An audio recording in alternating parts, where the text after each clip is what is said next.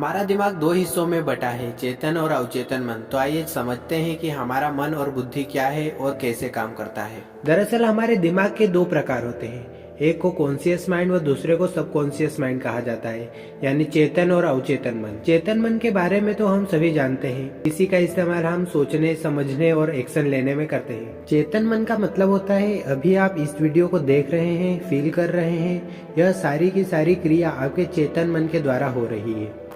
अवचेतन मन का मतलब होता है ऐसी बातें जो आपके दिमाग में बैठ गई है, जिसके बारे में आपको सोचने की जरूरत नहीं होती, उसे ही कहते हैं अवचेतन मन। यदि मैं इसे एग्जाम्पल से समझाने की कोशिश करूं, यदि आपको हेलीकॉप्टर चलाना नहीं आता तो अभी आप हेलीकॉप्टर चलाना सीखेंगे तो वह अपने चेतन मन से सीखेंगे, मतलब जागृत मन से सीखेंगे। लेकिन यदि मैं अभी आपको साइकिल चलाने के लिए कहूँ जो कि आपको पहले से ही आती है, तो आप अपने चेतन मन का इस्तेमाल नहीं करेंगे, फिर आप करेंगे अवचेतन मन का इस्तेमाल, जिसमें सारी की सारी इन्फॉर्मेशन है कि साइकिल कैसे चलाई जाती है, वो पहले से ही फिट है। आपको सोचने और समझने की इतनी ज्यादा जरूरत नहीं पड़ती। जीवन में हमारे साथ जो भी घटित होता है उसमें असल खेल हमारे सबकॉन्शियस माइंड का होता है।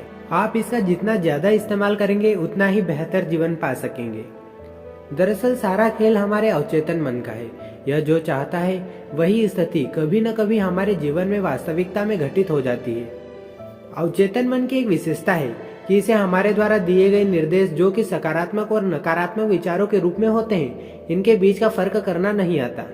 आप जो भी सोचते हैं आपका सबकॉन्शियस माइंड उसे बदलने में जुट जाता है। अवचेतन मन कभी सोता नहीं है, कभी रुकता नहीं है, चाहे आप सो रहे हो तब भी यह चलता रहता है। इसी का उदाहरण है आपका बिना रुके लगातार सांसें लेते रहना और दिल का धड़कते रहना। जब आपको कोई चोट लग जाती है तो यह आपकी व्हाइट ब्लड सेल्स को उस चोट को ठीक करने का आदेश देते हैं और कुछ दिनों में आपकी चोट ठीक हो जाती है, क्योंकि आप चाहते हैं कि आपकी चोट ठीक हो जाए। इसके बाद आपका सबकॉन्शियस माइंड आपके आदेश को मानकर काम करने में जुट जाता है।